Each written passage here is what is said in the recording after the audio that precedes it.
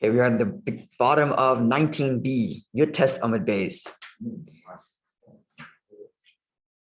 At this point, the Gemara is going to discuss Rabbi Akiva's view. Rabbi Akiva is one of three views we discussed yesterday, and we're just going to focus on his. So his view is as follows. The drinking of the water ought to be after the offering, like Rabbi Shimon.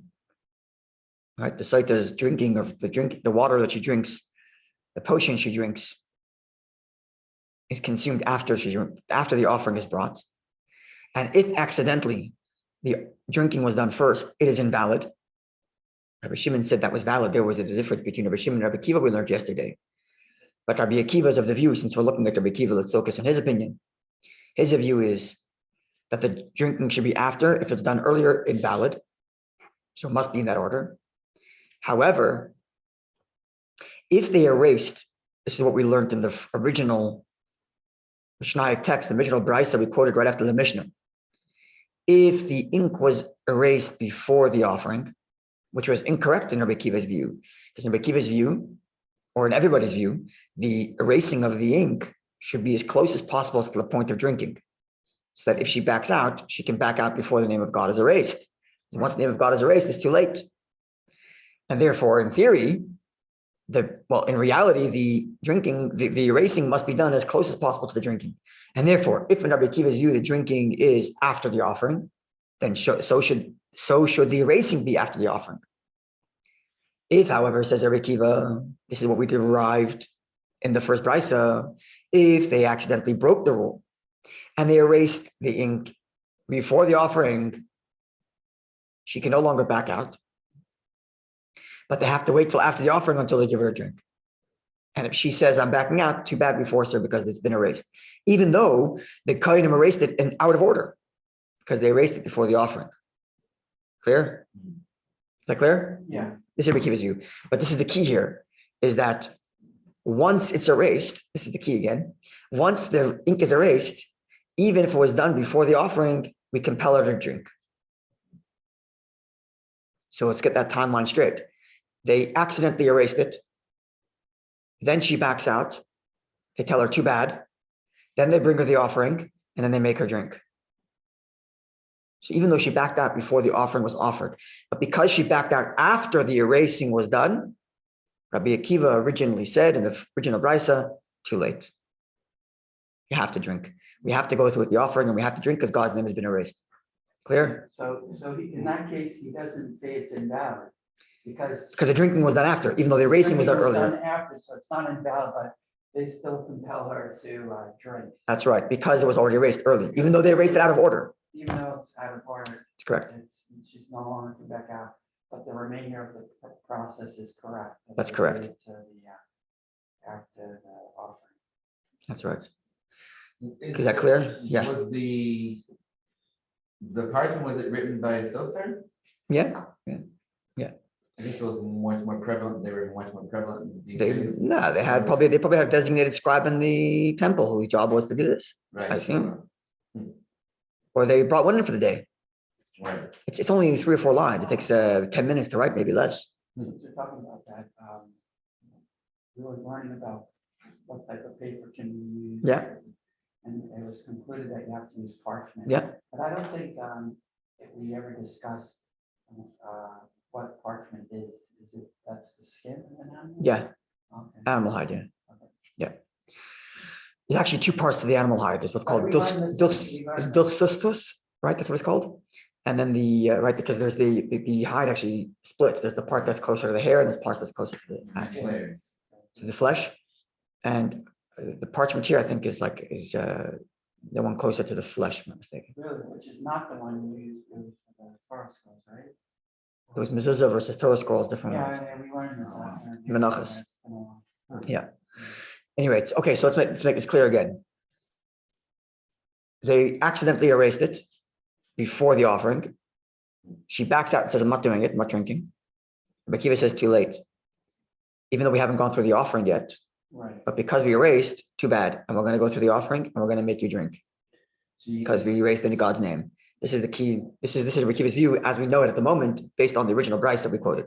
And she backs up because she decides to succumb to admit guilt. So that's the presumption. It's a good point. The Gemara is going to discuss that. What motivating her to back out? That's going to become a question. But let's just assume at the moment that her backing out is because she wants to admit. Right, and rather die. Right, rather than go through with it. Right. Because God's name has been erased, it's too late. You had all the opportunities to admit and you didn't. Let's just assume that for now. But the Gemara is going to give us other motivations. What might say she wants to back out. Let's say she says, I did do it. No question, she has to drink, but maybe the words won't have the effect if she. That's up to God to decide. I can't tell you. No, I mean, that, by her admission, then that's. That renders it. Maybe that could be God's. It could be God's consideration, but because she admit, therefore we're not going to. That's God's consideration of no idea. A plea bargain. Yeah, maybe. Yeah.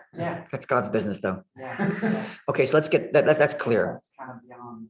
What the Gemara is going to do now is the Gemara is going to quote another text from Rabbi Akiva, which says that so long as the offering hasn't been brought, she can still back out.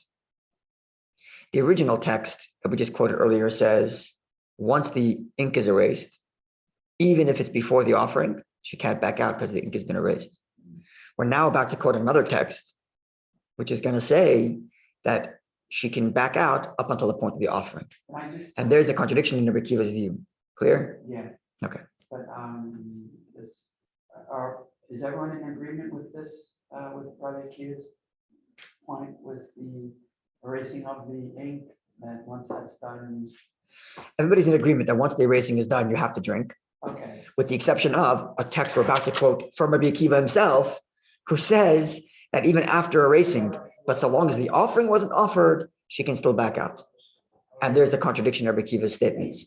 She erased the what? The ink? Ink is erased, but the offering hasn't been done yet. And he said she can back out. At this, the text we're about to introduce is going to tell us that she can back out, which is a contradiction to the original text, which says once the ink is erased, you can't back out. Contradiction. This maybe you need both parts. Okay, let's see, but it doesn't. Let's see how it's phrased. I mean, it doesn't work that way in the phrasing. Let's see. Let's see. But what's going to happen is before the Gemara gets to answering this question, the Gemara is going to first analyze the very text itself that we're about to quote. So we're quoting the text that's a contradiction to what I just explained in the name of Rabbi Akiva. Then the Gemara is going to analyze that text, and then the Gemara is going to address the original contradiction. Very clear? This is the flow of the Gemara. So let's begin. So the line begins with the word pasach. It's 1, 2, 3, 4, 5, 6 lines up from the narrow set of lines on your Testament Bay is 19b. So go to where the bottom of the page, where the lines are wide, and count on top of them six lines. And then you'll see at the middle line, the third word is V'savar. See it? V'savar Rabbi Akiva. V'savar? 19b. Yeah. V'savar. Yeah. Pasach Kradek. Yeah. Gemara says like this. V'savar Rabbi Akiva. Is Rabbi Akiva indeed of the view that mashkin oisabal karcha, that once the ink has been erased, Rabbi Akiva is of the view that we compel her to drink, as was understood from the original Bryce that we talked about earlier, that once the ink is erased, even if they haven't brought the offering yet, we still compel her? Is that indeed the case? But v'hatanya, we have a Mishnah Gage text, which reads as follows. And this Mishnah Gage text is going to quote Rabbi Akiva, which seems to contradict our position. What does Mishnah 8 text read? It says as follows. Rabbi Yehuda says, Kalbus Shel Barzel. This is some sort of iron pry. Rashi describes it as something having 2 teeth that would stick into her mouth. Let me see however Stein does. Sorry? Something of that sort. Let me see exactly how Rabbi Steinsaltz. Let's see how Rabbi Steinsaltz translates it. Wow. Like some kind of. Yeah, a hook. He uses the word hook, but it seems like some sort of like a pry. Matilum Kind of like a vice. Yeah, they would put it into her mouth. Yeah. For what purpose? That if the scroll has been erased, and she says, I'm not drinking anymore. So they would have this special device that would force her. She'd drink against her will. Because the name of God has been erased. So this is Rabbi Yehuda's view. This is consistent so far, that once it's been drunk, this is Rabbi Yehuda's view, which seems to be a universal view at the moment, that once the ink has been erased, they compel her to drink, and Rabbi Yehuda adds this detail that they would have this device that would help them compel that drinking. Rabbi Akiva says, do we need her to drink? What's the purpose for needing her to drink? Only to, boitka means literally to investigate. We need the drink to inform us if she was innocent or not. That's the point. But now that she, it makes sense. right? But now that she's backing out, she's already considered guilty. So we already had the investigation. So what have to force her to drink for? She'll admit. So this seems to be saying, Rabbi Akiva seems to be saying, that once, even if the ink is erased, if she backs out, that is an admission. Right. And if it's an admission, what do you have to drink for? The whole point of drinking is to clarify whether she's innocent or not. Well, we already know she's not innocent because she just admitted it by backing out. Right. So why make her drink? This is the exact contradiction to Rabbi Akiva's view mentioned earlier. Maybe or where the plea bargain offer is no longer on the table.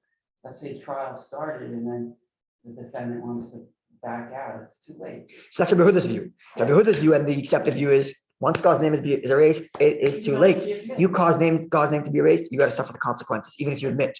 Yeah. Rabbi Akiva says, whoa, hold on a second. The whole point is to investigate if she's innocent or not. We know she's guilty. She just admitted by backing out. No drinking.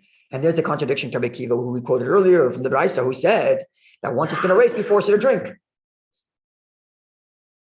Clear? Okay. So now, if this is where we're clear on this contradiction? Yeah. I guess in the first scenario, though, was force her to drink after the offering was. That's another detail, which we'll get to in a moment. That's right, but we will get to in a moment. But the main contradiction here is already clear. So I want to stop here to make sure the contradiction is clear. The contradiction is clear. Yeah. The original statement said once it's erased, Rabbi Akiva said, drink no matter what. He added this whole other detail, which is even if it was erased early and we're going to make her drink after the offering, but the bottom line is once it's erased, we force her to drink. Whereas here Rabbi Akiva is saying, you can have a scenario in which the ink was erased and she doesn't drink because she admitted, and there's no longer any point in forcing her. Okay. So there's the contradiction. This is the essence of the contradiction. Yeah. Right. Now, the statement, the mission that we just quoted is going to continue.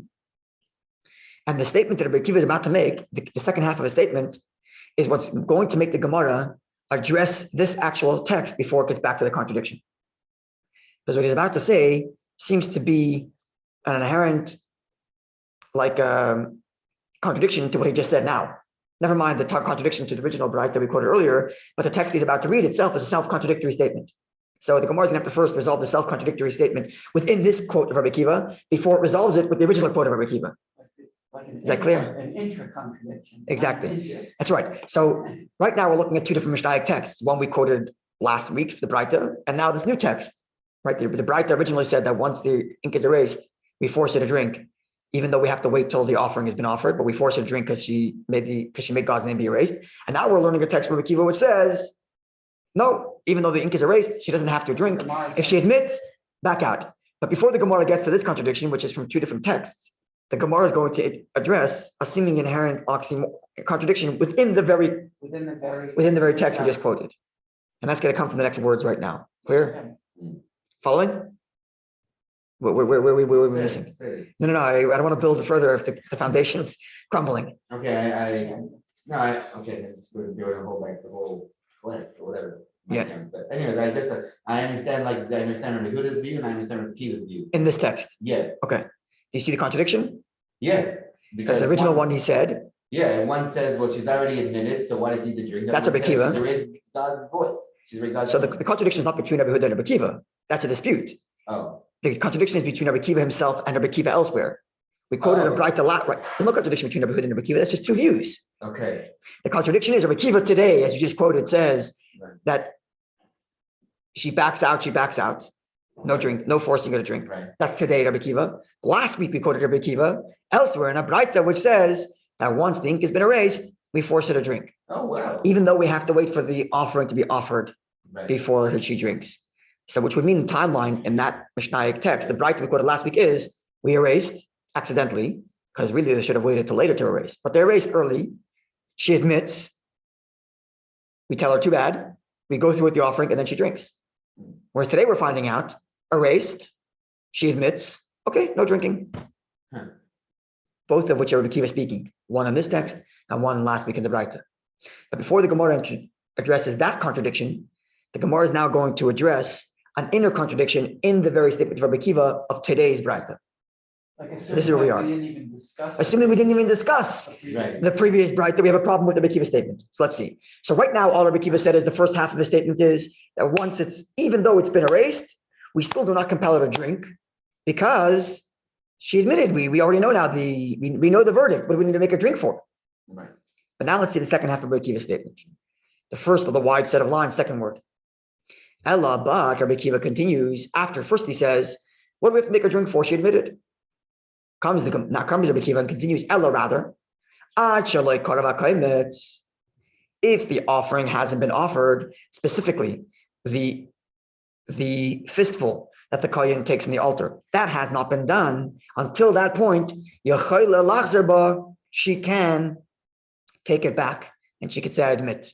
Who's saying this? Rabbi Akiva is still saying this. Okay, yeah. Misha but once the offering has been offered, she can't go back. Be clear? So Rabbi Akiva says like this. So he's saying. He says two things. Offering, you can retract. The first thing he says is, even after you erase, you can retract because she's admitting. So why force her to drink? And then he says, so she can admit until the point of offering. Once the offering is offered, no more taking back. And we force her to drink. Do you see the inherent contradiction? So let's think. What was the logic why Rabbi Akiva said that even though it's erased, she shouldn't drink? What was the logic? Because Hashem's name is already erased. No, but Rabbi Akiva says you don't have to drink, even though it was erased. Because the whole point of it was so that. The whole point of The drinking. whole point is to decide whether she's guilty. Oh, and she's admitting she's guilty. So what's the difference that happens after the offering? Even after the offering, if she admits, we know she's guilty. Why we force her to drink? Yeah, exactly. It doesn't. One procedure doesn't Exactly. give any more. Exactly. If the Rabbi Akiva is arguing that once we know she's guilty because she admitted, there's no reason to go with drinking, then what's the difference? Which point she admits? Right. As long as she admits before she drinks, don't make her drink. Yeah. But then Rabbi Akiva says, no, once the offering is offered, we force her to drink. What happened to your logic of her admitting to her guilt? What's the offering part? The meal offering that the kohen does Okay, right. on her behalf. Hmm. Clear? We seeing the inner contradiction? Yeah. Because you're saying that I guess I didn't know the offering part of the story. So we discussed this in the past, the Lent, right? So there's a drinking and the offering. Those are the two parts of her proceeding. Okay. Right? And the question is which one's first? Okay. Rabbi Akiva's view is that the offering should be first and drinking after, which means they should really erase after. Right. But if they accidentally erased before the offering, which they shouldn't have, last week's Braita said, since it's been erased, we force her to drink. Right. And today's Braita is saying, well, even if it was erased, we don't have to force her to drink because she admits. Right. Oh, but once the offering is done, now she can't take it back. Right. Why? Yeah. If the logic is that once she admits, there's no reason to force her to drink, so she admitted. What's the difference if it's before or after the offering? Contradicting themselves. That's right. If you're going to go like Rabbi Yehuda and say that God's name has been erased, so we have to force you because you caused God's name to erase. Okay? But you're saying that even if God's name has been erased, you can still back out because we know she's guilty. Okay, we know she's guilty. What's the difference if the offering is offered or not? Yeah. Okay. So before the Gemara addresses the contradiction between Rabbi Akiva's statement today and Rabbi Akiva's statement last week, the Gemara first deals with the inner contradiction here. Right. Okay. That's what the Gemara says here. Well, and to your very reasoning, this is the end of the Mishnah text, the Braita. Now comes the Gemara and analyzes to your very reasoning. So the reasoning just quoted in the Braisa, which is that the reason why we don't force her to drink even after God's name has been erased is because we already know she's guilty. What's the point of making her drink? Take shilachi gufa. I can ask you straight from this very text itself. You said, you said that once the offering has been offered, she can't take it back. Why not? We already know that she's guilty by admission. So why not let her take it back even after the offering is offered? Just like you're letting her take it back after the erasing has been erased. Because we know she's guilty, so let her take it back after the offering because we know she's guilty by admission. Seems like the Sotah, I'm just injecting a little amount. Yeah. Seems like the Sotah proceeding is pretty much finished. Offering, but she hasn't drunk yet. Right. I know, it's. She hasn't drunk yet. It's the last, it's the key, it's the most key moment. Right. Yeah. When she drinks it, that's the Yeah, culmination of the whole it thing. is the most key moment. It is. That's right. So she didn't drink yet. So if she didn't drink yet, even if the offering is offered seemingly by your logic, Rabbi Akiva, let her back out because we know she's guilty. Yeah. So explains the Gemara that actually there are two motivations for why one would drink the water. And depending on the motivation, depending on how we perceive what she's behaving, that will determine whether we should cancel the drinking or not. Therefore the Gemara says, like Kasha, no contradiction. One scenario is the kadra. She takes it back, but she takes it back. She decides she doesn't want to drink. Machmas retita, out of fear. If we see she's shaking, she lacks all confidence, and she's shaking. She's overwhelmed. She's shaking. So we say, look, the reason why she's backing out is not necessarily because she's admitting to guilt. She's just so nervous about this whole thing, and that's when we'll compel her to drink, because she may actually be okay, and we want the water to do its thing. It could be she's innocent. She may actually be okay. So if she's shaking, she's nervous, let her drink, and she'll be innocent. If she backs out and admits to guilt, it can cause a whole divorce in her household. Right? But if So you're wrong, she dies. well, if she's guilty, then she deserves what she gets by God's decree and decision. But there's a chance now she's innocent. So we have to have the water do the investigation. But she's not. But The point is you don't know. If she's I thought she's admitting. Only no, she's not admitting. She's not saying straight I admit. What she's saying is I don't want to go through with it. So when she says I don't want to go through with it, what's the implication? Doesn't include admission. Not necessarily. She says I can't do it. I can't do it. I'm sorry, I can't do it. That's a big difference. She says I can't do it. Well, why is she saying I can't do it? Until now, we assumed that the reason why she's saying she can't do it is because she's admitting guilt. Right. But now we're saying not necessarily. If we see she's having a panic, she's panicking, then it could be she's just panicking. So let the water do the investigating. Right. Because we don't know for sure if she's guilty just because she's backing out. Right. But then there's a case where she does so confidently, calmly, and coolly. And if that's the case, says Rabbi Akiva, the reason why she was so confident and cool is because she was waiting to go through this whole thing, this whole charade. And just before drinking, she says, no, I'm guilty, and she walks off. That's why she was so calm and confident, because she knew she wasn't going to drink at the end. If that's the case, what's the point of making her drink? Yeah. Because we know she's guilty. I want to go through the whole charade if she knows. Just to, Maybe she was hoping her husband would back out. right. Maybe she was hoping, maybe she wants to make a spectacle of her husband and humiliate him. Who knows what her calculation is? But if she's calm and cool and confident, then that means she knows what the truth is. And she was planning to back out last minute. If that's the case, we know she's guilty. No point in making her drink. That's the Gemara says. This is what we mean to say. Call machmas priusa. If she backs out and says, I'm not interested in going through with it, and she does so confidently, calmly, and coolly, klal loishtia. We don't make her drink. So they make her divorce then? They Yeah. should make a judgment. It would seem like it seems like if they make a judgment, she's guilty and she'd have to divorce. Yeah. What? Why would she be like nervous and panicky if she knows and God knows? Put yourself in the picture. You have a woman who's dragged from her town all the way to the temple. There's a massive spectacle. Her clothes are ripped. Her hair is undone. Right.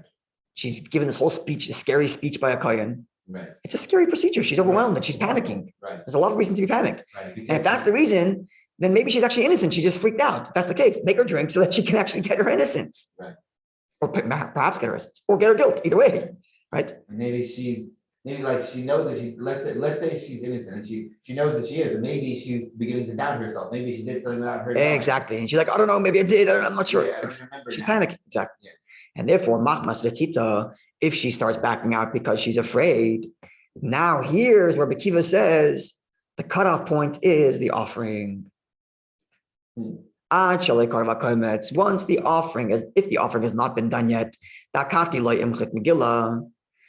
the Megillah, the scroll hasn't been erased, because in Rabbi Akiva's view, the Megillah, the offering, the erasing should happen when? After the offering. And moreover, inami, even if Emchet Megillah, the Megillah was erased accidentally earlier, the Kohanim made a mistake and erased it early. The Machki, and they erased it before the offering. Matzi Hadraba, she can take it back because the offering hasn't been offered. That's for case number one. That's right. Misha Karva Kaimetz. But once the offering has been offered, the begin of it Kainim, if the Kainim did it right, the Machki that they erased it, like Matzi Hadraba, she can't take it back. So here now is the contradiction that we're back to square one, the original contradiction.